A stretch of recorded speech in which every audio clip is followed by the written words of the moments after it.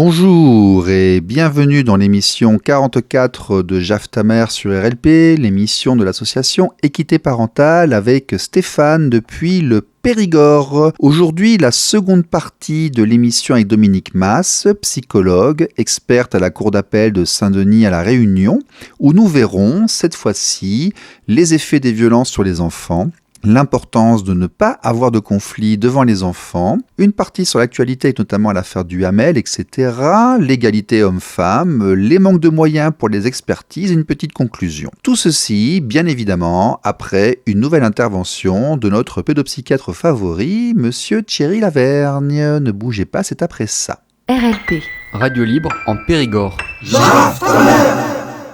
Thierry Lavergne, aujourd'hui, notre pédopsychiatre et psychanalyste préféré sur RLP. Monsieur Lavergne, vous allez bien ?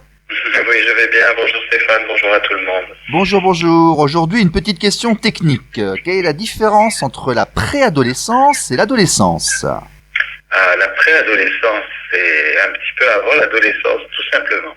Oui. C'est-à-dire qu'entre le moment de l'enfance, entre 6 et 10, 11 ans, on va dire, on a une période qu'on appelle la période de latence, c'est-à-dire que à ce moment-là, les enfants sont sages comme des images en général, bons élèves, appliqués, ils soulignent leurs cours à l'école comme on le leur demande, et toutes leurs pulsions, on va dire, libidinales, c'est-à-dire leurs appétits pour tout ce qui est étrange et qui n'est pas à l'école, sont mis un peu en latence. Voilà, c'est pour ça qu'on appelle ça la période de latence. C'est un terme qu'avait utilisé Freud à l'époque pour parler de cette période. Et la préadolescence, c'est le sortir, c'est quand l'enfant sort de cette période et commence à rentrer vers l'adolescence. Mais ça peut se produire bien avant, enfin ça se produit vers 10-11 ans, voilà, mais ça peut se produire bien avant l'adolescence physique, bien avant les règles, ou bien avant le changement de corps, ou bien avant la réelle puberté. Et ça prépare en fait l'adolescence et l'entrée dans le monde de l'adolescence, où là c'est un monde très turbulent, avec des oppositions, des conflits, chercher des soutiens chez les copains, dénigrer les parents qui évidemment n'ont pas su faire comme il fallait, etc., enfin tous les processus. D'accord, donc au passage, dénigrer les parents, c'est normal pour un adolescent. Ah ben oui, après il faut que le parent supporte, hein, c'est ça surtout. Mais oui, ok. Bien sûr. D'accord, très bien, merci. À bientôt. Au revoir Stéphane. RLP. Radio libre en Périgord. Alors, Madame Dominique Mas, j'aimerais maintenant globaliser et généraliser. De par votre expérience, la vôtre, celle de vos collègues, de ce que vous discutez entre vous lors de vos conférences, de vos séminaires et autres, de vos pratiques, en fait, quels sont les effets des violences familiales sur les enfants ? En quoi est-ce que ça les gêne dans leur construction ? Comment est-ce qu'on les retrouve plus tard ? Mais pourquoi, de manière générale, il est important de protéger les enfants des violences ? Parce que ça crée des dégâts psychiques très importants, très graves.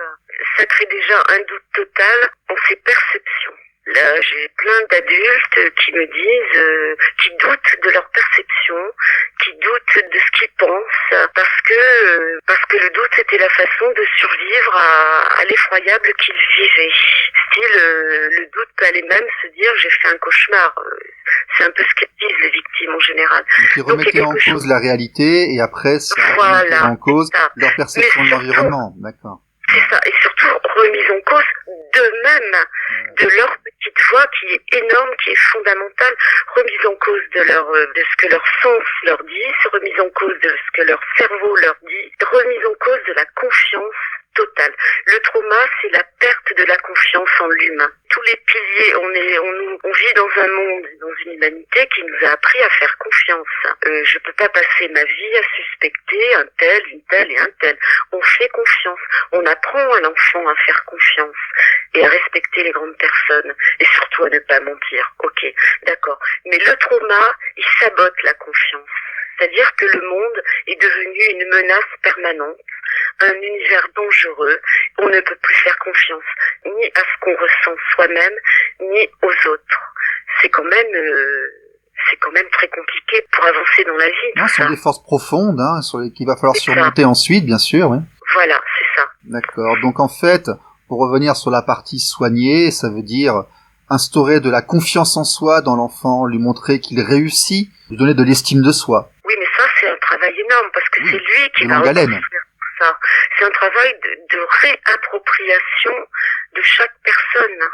C'est pas parce que le thérapeute va lui dire écoute, tu n'es pas coupable, ça c'est un discours rationnel que tout le monde est capable de tenir, mais ça ne marche pas. La culpabilité, elle est imprimée profondément au plus profond de l'être. Et donc c'est seulement des expériences rassurantes, réconfortantes, sécurisantes qui vont pouvoir faire taire cette voix.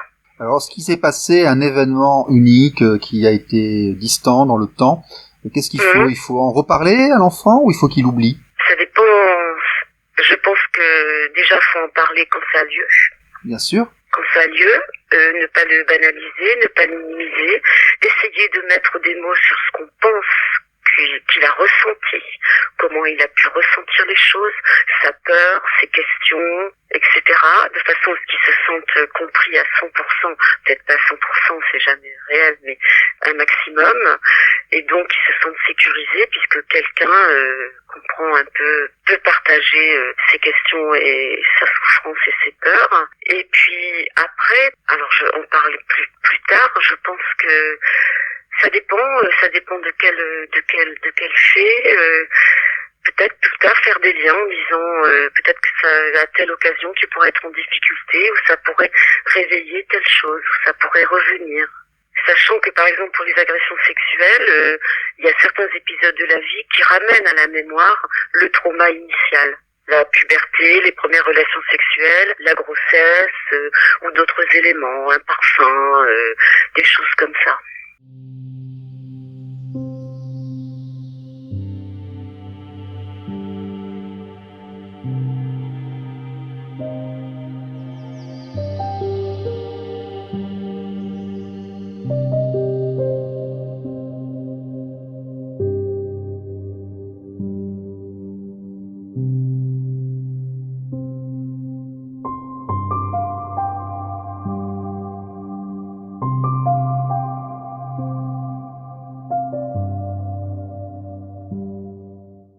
Effectivement, aussi autre chose qui nous concernera nous au niveau associatif, pourquoi est-ce qu'il est néfaste d'avoir un conflit parental devant l'enfant lorsque les parents se disputent, se fâchent, se crient dessus et se séparent et puis après commencent à se critiquer l'un l'autre, l'enfant est au milieu, il sait plus sur quel pied danser. On sait que les conflits parentaux sont parfois des causes de placement d'ailleurs, mais expliquez-nous quels sont les effets d'un enfant qui a été confronté à des parents qui se sont beaucoup battus en se séparant. Qu'est-ce que ça peut lui faire sur le long terme ? Je pense que déjà au moment où il assiste à quelque chose qui ne le concerne pas, ce sont des conflits de grandes personnes. Lui, il est un enfant. Il n'a pas les outils psychiques, il n'a pas le développement affectif, l'assise pour assister impuissant à tout cela. Les enfants sont des victimes, collatérales, mais victimes parce qu'en fait, ils sont impuissants, ils sont pas armés psychologiquement pour vivre de telles tensions. En plus, ces tensions concernent deux personnes vitales et fondamentales pour lui, qui sont comme ses racines, comme ses piliers, sur lesquels il se construit, qui sont ces deux références vitales, humaines, énormes. Donc il est forcément malmené, maltraité, il souffre. Et si en plus il s'avère que bon, quelquefois, il y a des choses qui échappent devant l'enfant. On peut récupérer la chose en disant, écoute, on s'y est mal pris, on n'aurait jamais dû faire comme ça, reprendre des choses avec lui. Ça, c'est dans le meilleur des cas. Mais si ça ne se fait pas, et si ça va très très loin dans les conflits et la bataille, parce que c'est une bataille pour lui, il va développer une grande détresse qui va manifester sous différentes formes. Ça peut être de l'hyperactivité pour chasser les mauvaises pensées, ça peut être un repli sur lui-même, ça peut être des rêveries dans lesquelles on ne sait pas trop où il est, ça peut être des troubles alimentaires. Malheureusement, il a plusieurs symptômes à mettre en œuvre pour alerter sur ce qu'il vit. Donc ça, ce sont des signaux d'alerte, effectivement. Oui. Mais ensuite, au niveau de l'adolescence et de la construction en tant qu'adulte, il y a des conséquences? Tout dépend de l'issue du conflit. Tout dépend de l'issue du conflit. Si c'est un conflit qui va jusqu'à quelquefois, on va dire, une exclusion d'une des deux images parentales, c'est compliqué. C'est compliqué. Après, tout dépend aussi de la place. S'il a été instrumentalisé par une partie, c'est dramatique aussi. Il va lui falloir beaucoup de temps pour se rendre compte de ce qui s'est passé et y voir un peu plus clair et démêler les fils. Et tout ça, c'est quelque chose qui a priori, ne le concernait pas.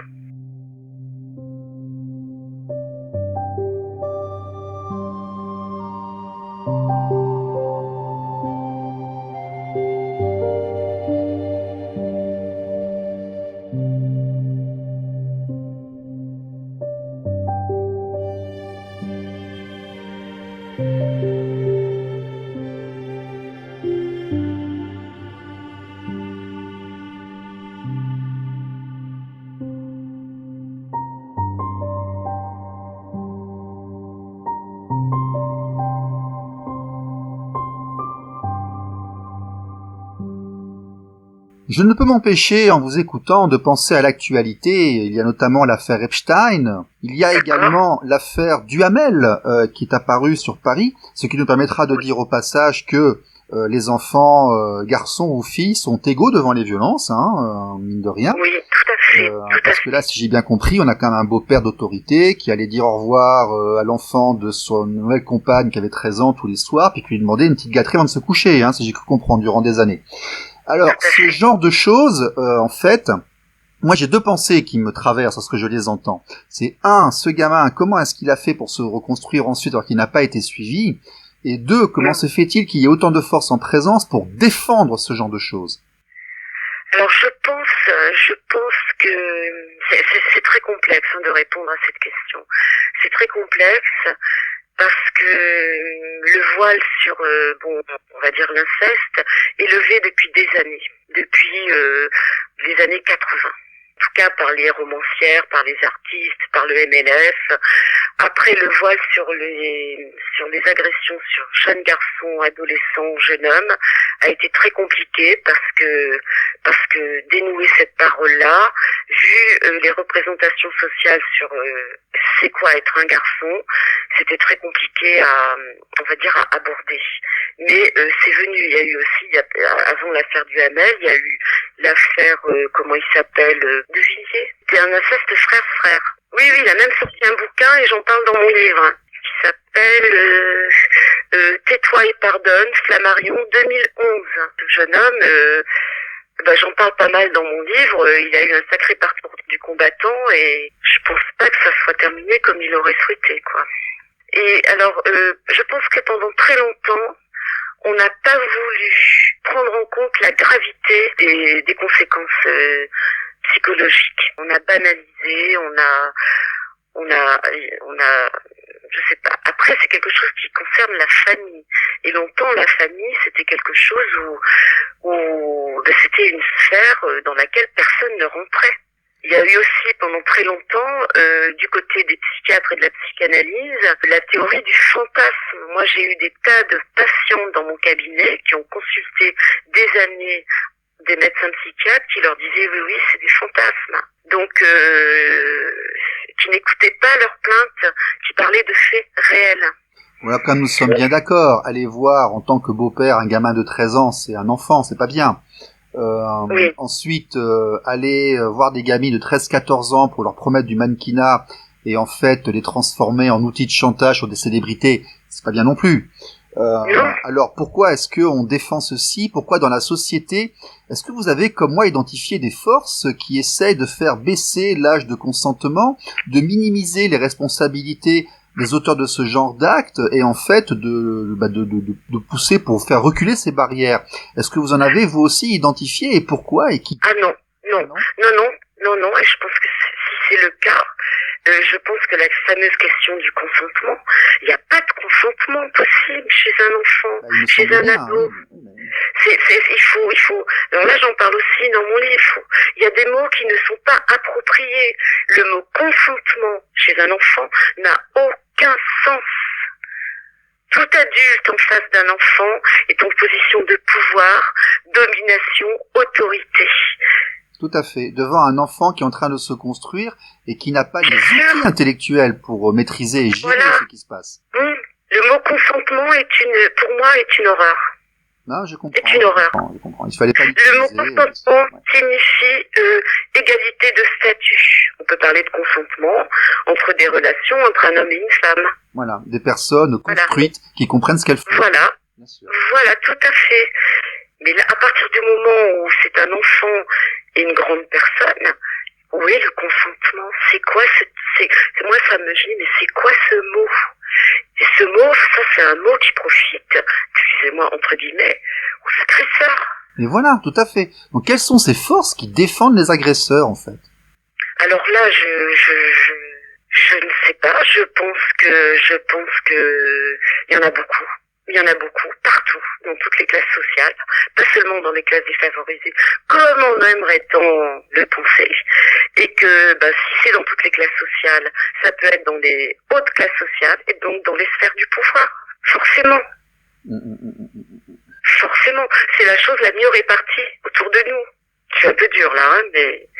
Oui, parce que l'un de vos collègues m'a dit que finalement, les actes d'inceste et de pédophilie étaient quand même beaucoup moins répandus que ce qu'on voulait le faire croire. C'était quand même des épiphénomènes, aux conséquences extrêmement graves, si vous voulez. Mais ça ne touchait pas absolument tout le monde de manière dramatique. Enfin, j'ai entendu ça, c'est Monsieur Laverne qui m'a dit ça, je crois. Donc, on en trouve effectivement partout, mais il faut pas penser que tous nos voisins sont en train de violer leurs gosses, par exemple, pour employer. Non, pas tous. Mais en tout cas, je pense que c'est pas une histoire de classe sociale. Non, ça je suis d'accord.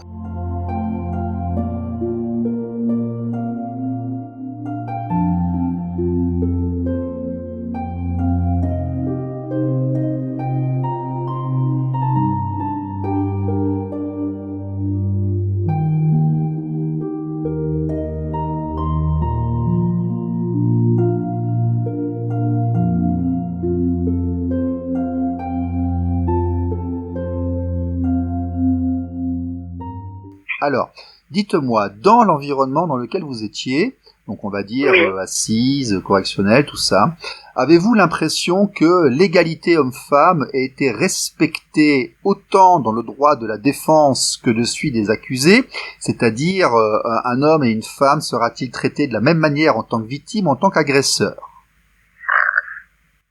Alors là, c'est une bonne question. J'ai pas eu de... je repense aux assises, puisque c'était mes gros... le plus gros de mon travail. Je cherche, j'ai pas eu d'alerte là-dessus. D'accord, c'est une bonne nouvelle. Oui, j'ai pas eu d'alerte. On en a beaucoup au niveau du JAF, nous, mais on se rend compte que c'est les au premières niveau du JAF, mais par contre, on se rend compte que plus on monte, plus on arrive près de la cour d'appel et autres, et plus en fait, plus c'est pro, plus c'est neutre, plus c'est travaillé, et en fait, tout ce qui nous remonte beaucoup, c'est les premières instances. D'accord. Après, si vous avez des remontées au niveau des JAF, je suis pas très étonnée parce que Parce que là, je pense qu'il y a des représentations sociales, culturelles, énormes, qui sont, on va dire, remises en cause par des associations de pères, essentiellement. C'est eux qui ont fait le gros boulot, suite à des situations conflictuelles par rapport pour des gardes d'enfants, des choses comme ça. Donc, je pense que si ces associations ont existé, c'est bien qu'il y avait de réels soucis et de réels problèmes. Et de réelles difficultés à concevoir qu'un père puisse s'occuper d'un enfant et le faire grandir. Ça c'est tout le problème de ce fameux instinct maternel. C'est tout le problème de ce fameux instinct maternel, la femme qui serait investie de cette fonction maternelle, maternante, qui elle seule pourrait être la mieux placée pour avoir la garde de l'enfant, en fait. Je suppose que vous, durant votre parcours de plusieurs dizaines d'années, vous devez vous aussi peut-être vous rendre compte que les pères d'aujourd'hui ne sont pas forcément les mêmes que ceux d'hier. Mais bien sûr, mais tout à fait. Tout à fait, mais ça, j'ai pas besoin d'en être convaincue. Vous l'avez remarqué vous aussi? D'accord. Je l'ai remarqué et je suis souvent attristée de voir que pour un père, il y a que la judiciarisation et des combats très longs pour être reconnu à sa place, tout simplement.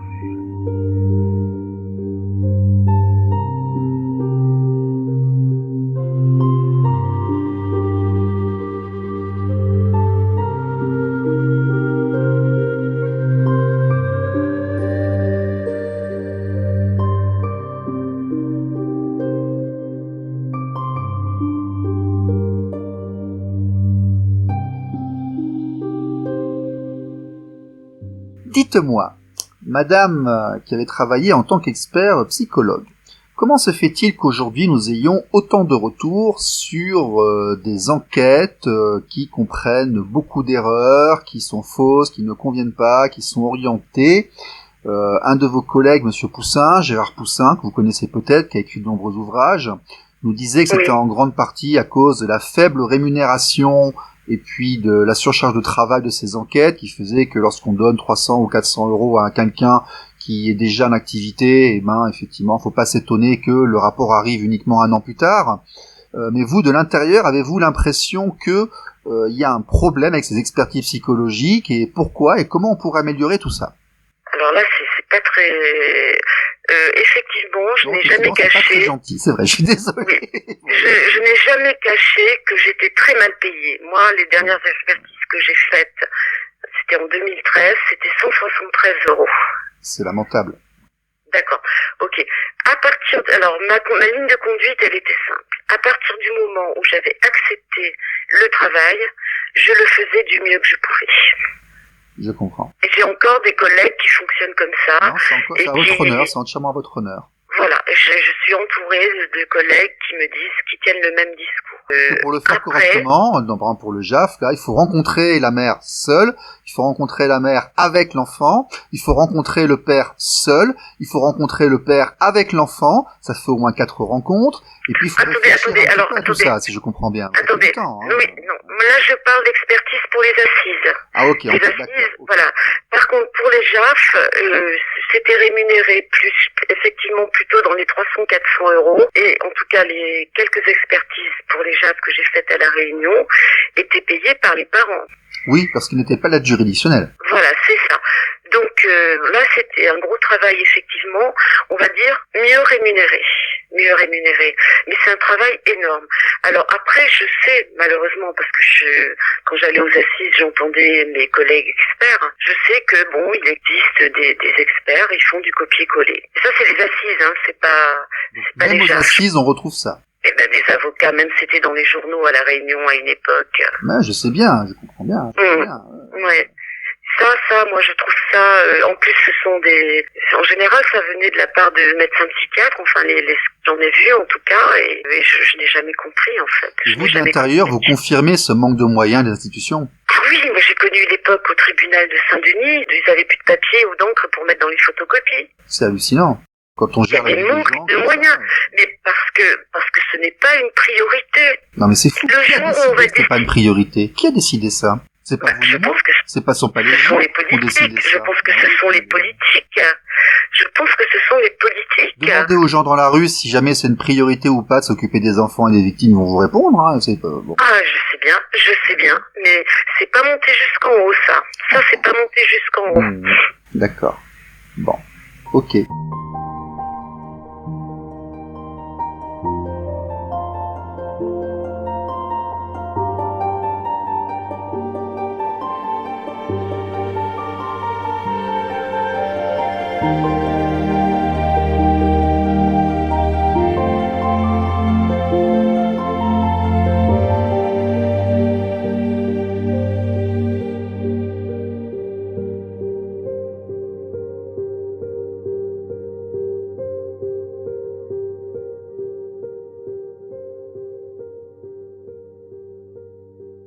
Bien, Madame Dominique Mas, dites-moi, avez-vous une actualité, des projets, des choses qui se profilent devant vous? Pas spécialement, non, pas spécialement. Mais je vais faire, j'ai une séance dédicace bientôt en février. Je suis très contente. Et puis surtout, je travaille toujours et ça, c'est passionnant. C'est tout. Ben écoutez, si vous avez un nouvel ouvrage, vous en parler, ou si vous voulez prendre la parole sur une actualité ou quoi que ce soit, n'hésitez pas, vous serez la bienvenue. Nous remercions beaucoup de votre temps. Vous avez consacré 1 heure. Nous le prenons à sa juste valeur. J'espère que votre discours aidera les gens qui sont impliqués dans cet environnement. Et puis voilà. Oui. Excellente continuation à vous et merci beaucoup énormément. Merci. Eh bien, bonne continuation aussi à vous. Au revoir. Au revoir. Jafta Mère.